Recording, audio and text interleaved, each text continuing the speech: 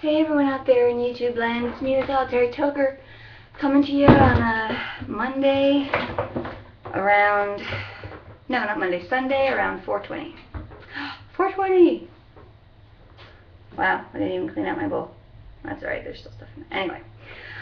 I just got back from weekend in San Francisco with my niece. I don't know if you are a regular follower of my videos, but it was, my sister was being difficult trying to nail her down about if the weekend could happen. You know, she said, I don't know, we have to wait till here, we have to go till there. And I'm like, I need to book the flights, I need to book the hotel, you need to tell me yes or no. She told me no. And then a week later she said, okay, I think it can happen. So I think what it was is that my niece said, wait a minute, I don't get to go to San Francisco with Aunt Solitary Tower? I don't get to go to San Francisco with my aunt? And I think she kind of like made her mom say yes. So anyway, either way, we had a great time together. And I was able to talk to her a little bit about like how I'd like to be of use to her. How I didn't ask Windows to download any updates. How I would like to be of use to my niece. And she was talking about how, well, you're my family, that's use enough. And I'm like, no, I would really like to be of use to you. I'd really like to, you know, to be there for you and to do stuff for you. And we had a good time. The first day we got in around 2. We got to the hotel around 3, and then we started walking around, hitting the stores, you know, because that's what, you know, I said, we can go shopping, because true, San Francisco has incredible shopping, you know. I mean, I think it would take 2 weeks in San Francisco just to hit all the stops and shops. Anyway. But we had a good time. Friday was Alcatraz, and then Fisherman's Wharf, and Saturday, her mom, she made us go to UC Berkeley on a tour. She's like, well, you're going to be there. You might as well go see the campus. Well, it's like, wait a minute, this is my time with my niece. But you know what? I didn't say anything. And I was like, you know, I was doing everything I can, and I was being very subtle. I was doing everything I can to kind of work my mojo to convince her to go here, to go to UC Berkeley, because then she's only hours away, not states away. And, you know, but she didn't seem too interested in the college, and it was really cold and rainy, and she had talked about, the tour had talked about how it wasn't great weather. But it was good. It was good. I, of course, didn't want it to end, and the cell phone did not leave the teenager's hand the entire time. And it's kind of like, I'm a very nosy person, so I want to know what she's doing. I want to know what she's texting. I want to know what she's saying, you know. But I was very good, and I just kind of, every time she pulled out her phone to where I could see it, I looked someplace else. I'm not looking, you know, I'm not looking at your texts, you know. My mom told me before I went, she's like, don't probe, don't ask her questions like that. And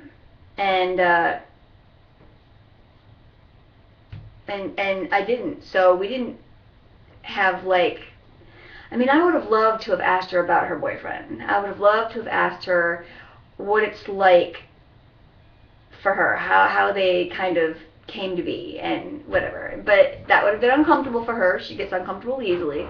Anyway, cheers. It was just a good weekend. It was everything that I could ask for.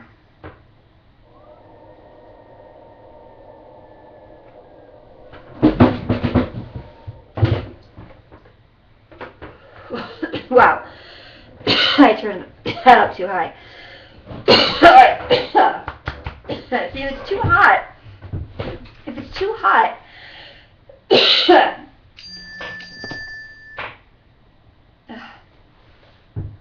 too hot, then it burns the herb too sharply, and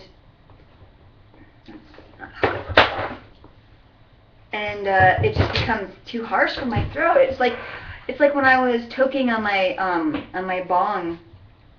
I haven't done that recently, but when I did, I didn't like it, because it was just I knew that, I mean, it was just all this heady smoke, and I was just like, yeah, it just wasn't good. Vaporizing is just so much nicer, so much smoother. You can actually taste the herb that you're smoking, you know. I'm still going on my cleanse, but this is what I have left. So I'm going to finish that off, and then I'm going to pack everything away again and hit the cleanse again. There have been many examples where herb is just not for me, not right now. If it's proven that my hair loss was caused by something else, I can't guarantee that I'll stay off it. But until then, it needs to go. There was a time where I had a workman come into the house because he was looking at wiring, and all my pot stuff was all over my desk. And you know, it's Humboldt County. Oliver, come here, bud. Oliver, come here. It's Humboldt County, you know, and they're all cool with it, but it was so embarrassing for me. And like, I don't want people to think that I just sit around all day and stone tone. Come on, Oliver. Come here, Oliver. Come on, Oliver. Fat cat. Oliver, come. No, he said, no, forget it. I'm not doing it. Okay, so my bowl is empty, and I am filling it up now.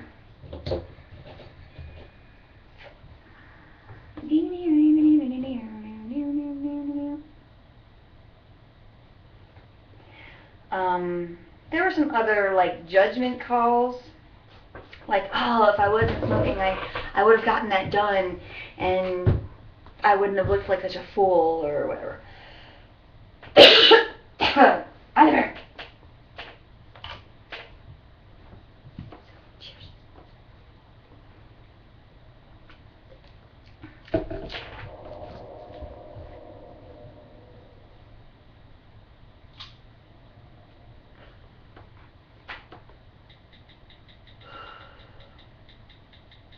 Pardon me.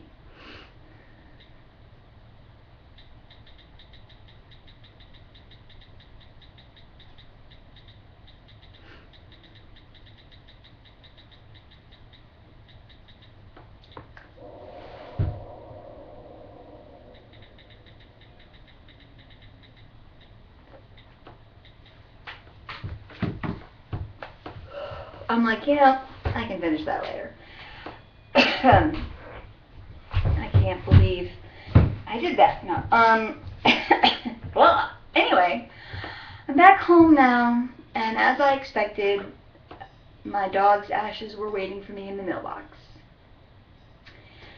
And it just brought everything back. It just, you know, I mean, I thought about her on the trip a little, but I wasn't like missing her, you know. And as soon as I came back, it brought back how much I miss her and how much her death was just so sad. It was just so sad. And I got sad.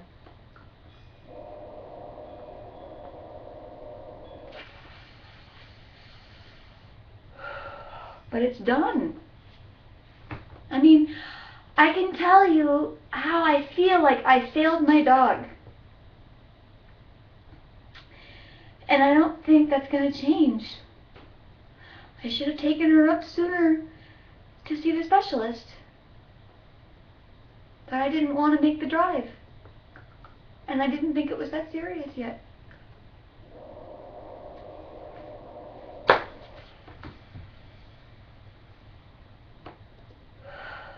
We have to learn from our mistakes. I have no idea whether there is a God or many. I have no idea whether there is heaven, but I don't think so. There may be a plane of existence that your spirit travels to, but I don't know if that happens either. When she died, her life may have simply extinguished, and that was it.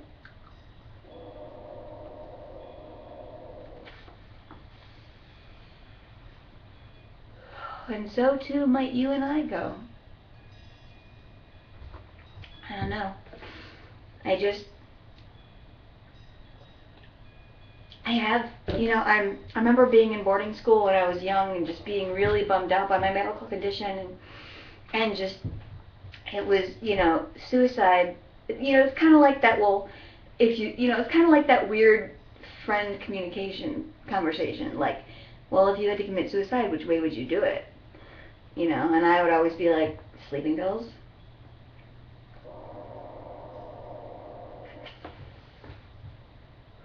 But I always had hope. I always had hope within me that things were going to get better. And I feel so bad for people who have no hope or who feel that there is no hope. And I don't know how my niece really feels about the weekend, I mean, we had room service all 3 mornings because what's the point of running out and trying to find a place to grab a bagel while you're on your way? It's just better that way. It's just easier. And I guess I was treating her a little too, I bought her shoes, and and what I told her the first night is I said, I just want to spend time with you. But what I didn't say was, just us. Because when I come home from Christmas, it's a scene. My sister's throwing her Christmas party, and we're hanging out with our good friends who moved to Minnesota that we never see anymore. And it's not really one-on-one time. And now that this trip went so well, I mean, she told me, thanks for the great trip. Now, that energy that I infused into her for those 3 days that I had her is going to carry her through the rest of her summer. And maybe some of the things that I said and the way that I said them filtered into her consciousness. You never know what things you remember when you're a kid. I remember some of the strangest things that my parents said or did, or that my family did, or just things that happened. So I didn't say anything negative. It's another thing that my mom warned me about, but she didn't have to, because my sister and I don't get along. And I blame her, and she probably blames me, but whatever. Mom said, don't talk about Elizabeth. And she's like, don't bash. And I'm like, Mom, you don't even have to tell me. And I was very careful that whole time. She would mention her mom. She would say, oh yeah, my mom totally loves that, or whatever. And it's not like there were opportunities. But I was like, I'm not going to go there. I don't want to be that person. I don't want to do that. I don't want to burden my niece, who's 18 in a month or two, and load on her my bitterness toward my sister. When she was talking a little on the negative side about her mom, like she said she was very stubborn and she's very opinionated, which she is. I said, Katie, and I said it this way. I said, I don't want this to turn into a mom bash, but what I have to say is that your mom and I are very different people. And she kind of was like, yeah, I know. And I didn't really have to say anything else. My sister can't embrace my differences. I am not normal in any way to her. But what I would tell my dear sister is normal does not exist. There is no such thing as normal. There is your perception and your conception of what normal should be. And usually it's what you think is right.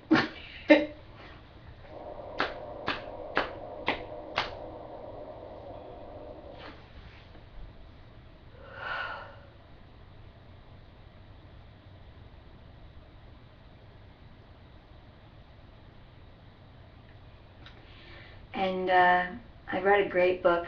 I'm still reading it. I keep it in my purse, called The 4 Agreements. If you need a little life guidance, I highly recommend it.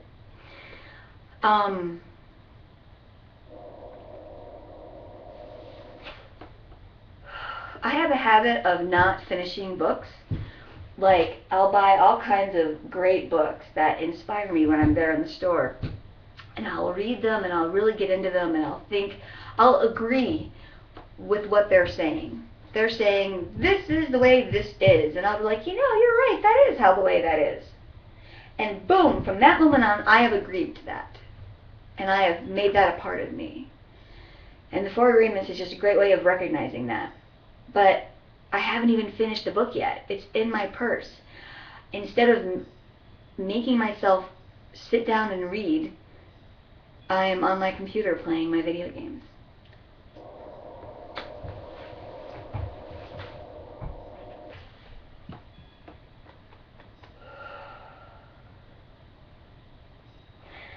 I have a good friend who loves to needlepoint. She's retired, so she has lots of time, and I don't work, so I have lots of time. And I do love to needlepoint. My mom taught me. And can you see the blue bag?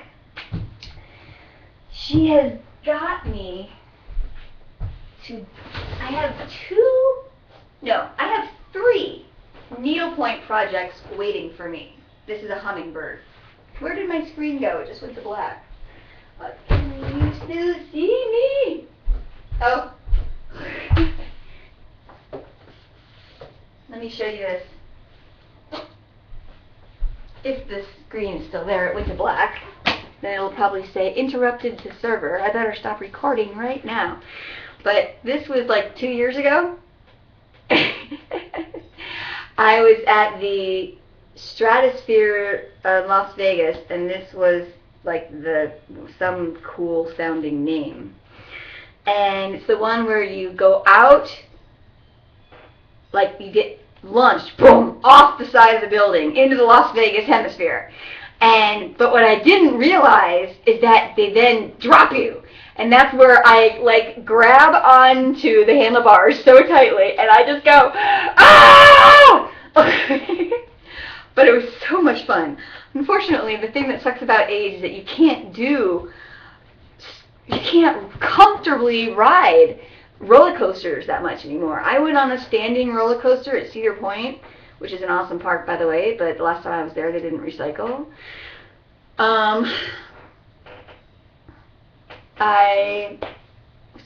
It was a standing roller coaster, and it was a great idea to have a standing roller coaster, but for some reason they needed to put these really insane loops and twists in it to make it exciting. And every time gravity since I was standing, every time my body hit the G's, boom, like I felt the blood go from the top of my legs to the bottom of my legs and back up again. And it like made my skin itch, and it just felt really weird, like I didn't want to feel my blood flowing that forcefully, and I just could not wait for the ride to be over. And I don't remember why I mentioned standing up on a roller coaster. All right. So, but this was fun. This was sitting. This was Las Vegas for my birthday a couple of years ago.